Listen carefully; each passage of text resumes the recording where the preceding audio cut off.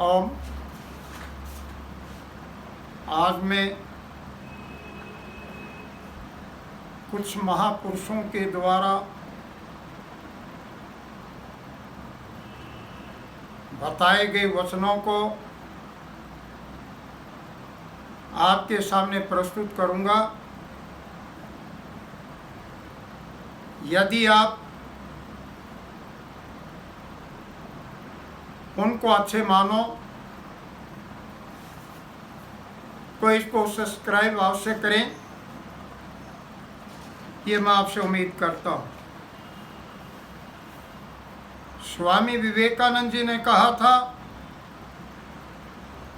उठो, जागो और तब तक मत रुको जब तक लक्ष्य की प्राप्ति न हो जाए। इसी प्रकार से विवेकानंद जी ने कहा, आप जैसा विचार करोगे वैसे आप हो जाओगे। अगर अपने आप को निर्बल मानोगे तो आप निर्बल बन जाओगे, और यदि जो आप अपने आप को समर्थ मानोगे तो आप समर्थ बन जाओगे। स्वामी विवेकानंद जी ने कहा, संभव की सीमा जानने का एक ही तरीका है कि असंभव के आगे निकल जाया करो।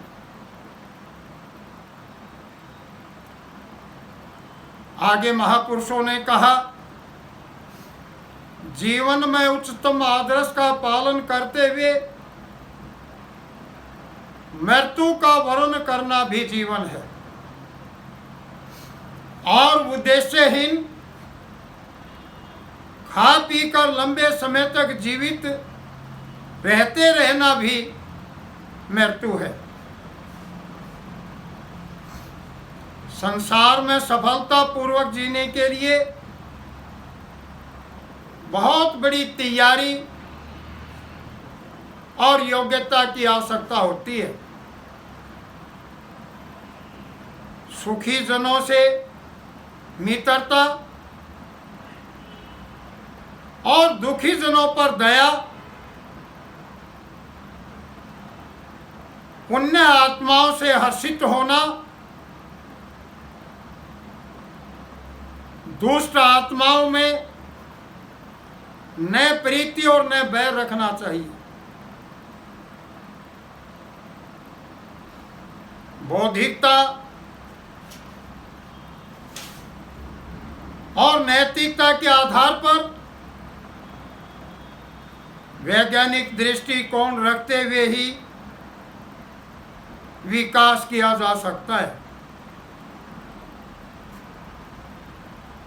रॉय जी ने कहा, जो नर 22 करवट सोए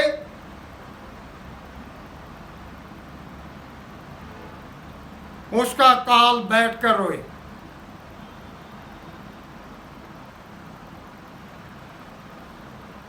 जब तक हम महान परिकल्पना को मामूली हालात से ऊपर उठकर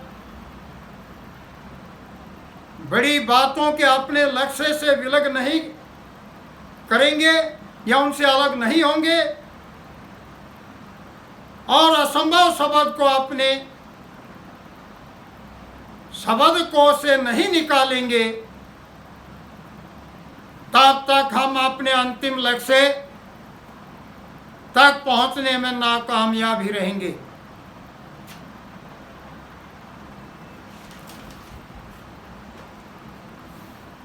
किसी व्यक्ति ने अपने जीवन में सफलता प्राप्त करनी है तो भाग्य को मत देखो और किस्मत के भरोसे केवल बैठे मत रहो, काम करते रहो। हिम्मत के साथ किस्मत स्वयं चलती है। मेरा अपना मानना है, लगे रहो और लगाए रखो, उसमें सफलता का रहस्य छिपा हुआ है। मेरी जिंदगी का ध्येय केवल अपना निर्वाह करना नहीं, बल्कि दूसरों को भी सेवा करना है, और इसे मैं अपना परम धर्म मानता हूं। यदि कोई व्यक्ति सभ्यता को आगे बढ़ाना चाहता है या महान बनाना चाहता है, तो वह पवित्रता से बना सकता है। जीवन में अपने धर्म को मत भूलो, धर्म पर दृढ़ता से खड़े हो जाओ। जाति पाति भेदभाव मत रखो, भड़कीले कपड़े मत पहनो, अपने परदेश वाला पहनावा हमेशा रखो। मांस मदिरा पीना और पिलाना पाप है। किसी को छोटा समझकर या कमजोर समझकर मत सताओ, मत छेड़ो। कभी ये मत पूछो कि देश ने तुम्हारे लिए क्या किया, बल्कि ये पूछो कि तुमने देश के लिए क्या किया।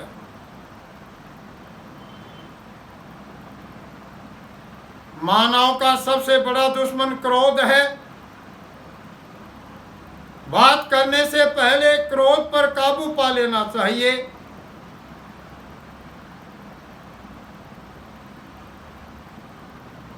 यदि ऐसा नहीं करते तो प्रत्येक व्यक्ति को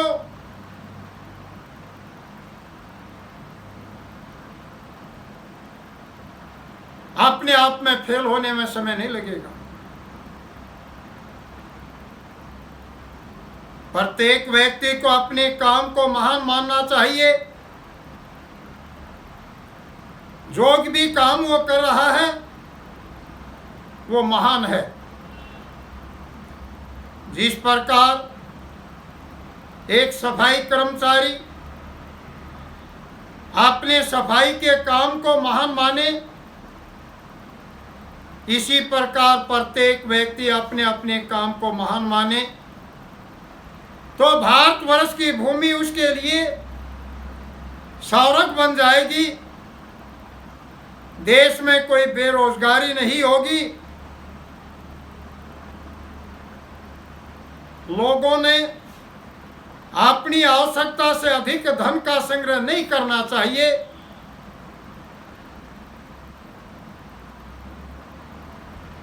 हर पतन उत्थान की नींव होती है। जब कोई व्यक्ति किसी काम में सफलता पाता है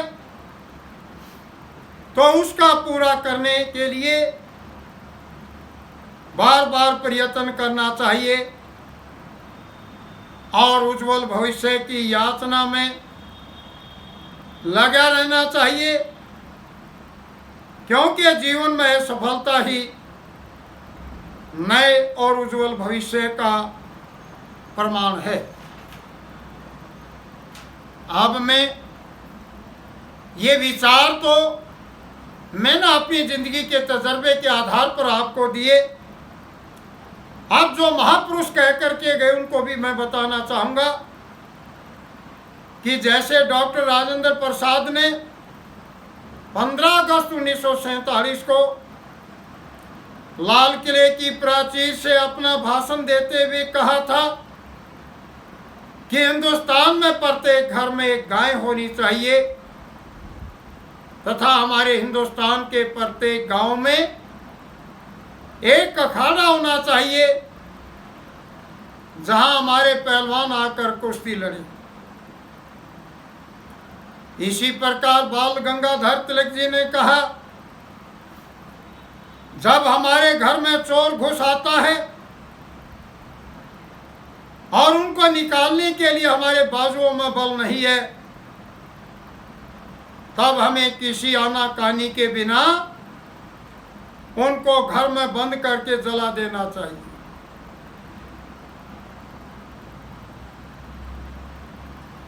महर्षि दयानंद जी ने स्वयं गुजराती और संस्कृत का विद्वान होते हुए सबसे पहले यह अनुभव किया कि राष्ट्रीय एकता के लिए हिंदी ही राष्ट्रभाषा हो सकती है। उन्होंने अपने प्रचार के लिए हिंदी को ही अपनाया।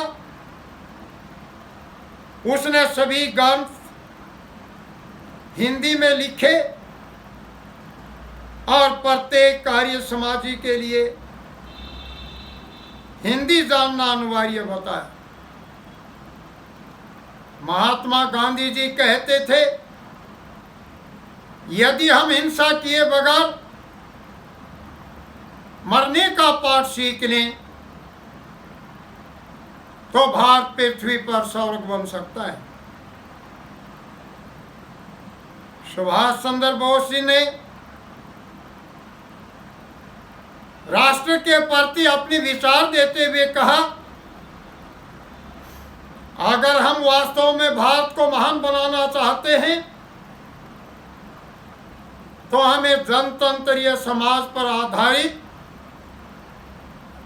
राजनीतिक जनतंत्र का निर्माण करना होगा। हमें जन्म, जाति और संप्रदाय पर आधारित विशेषाधिकार को मिटाकर सभी समान अवसर देने होंगे। इसी प्रकार से फ्रांकेश बोंडी ने कहा कि प्रत्येक क्रांति समस्त मानव जाति की स्वाधीनता के उद्घोष से प्रारंभ होती है, किंतु बाद में उसके उद्देश्य संकीर्ण हो जाते हैं और पहला शिकार वे लोग होते हैं जो सार्वभौम विश्वव्यापी आदर्शों का दावा करते हैं।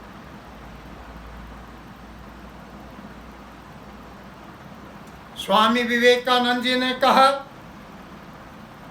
कोई भी कितना महान क्यों न हो, अंधों की तरह उनके पीछे मत चलो।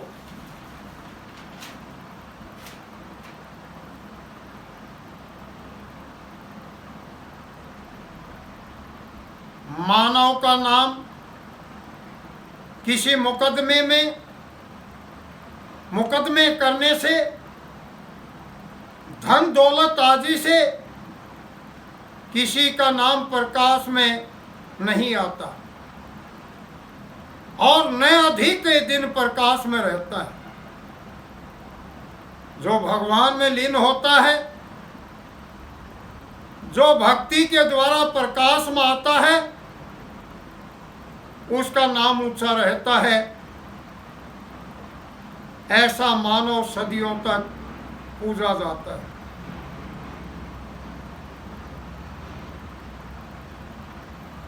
मैं सुभाष चंद्र बोस जी ने कहा, मिट्टी, पत्थर, नदियों, जंगलों और पहाड़ों से देश नहीं बनते। धन दौलत कमा लेने से या पढ़ लिख लेने से और मरने से भी देश नहीं बनते।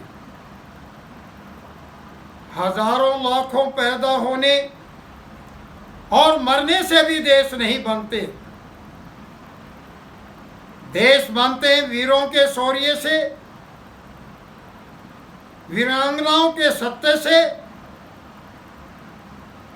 शहीदों के रक्त से। इस भारतवर्ष के निर्माण में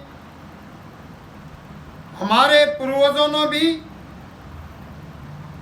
अपने खून की खाद दी है। माताओं बहनों ने अपने संदूर चढ़ाए हैं। स्वतंत्रता के लिए इन्होंने अपनी हड्डियां अर्पित की हैं। आइए इस आजादी के यज्ञ में हम भी अपनी आहुति देकर पूर्वजों की परंपरा को जारी रखें। इसी प्रकार से जयप्रकाश नारायण जी ने कहा, लोकतंत्र की हिफाजत के लिए यह आवश्यक है कि आप निडर रहें। मुझे भरोसा है कि इस देश के नवयुवक किसी भी कीमत पर आप लोकतंत्र का झंडा झुकने नहीं देंगे।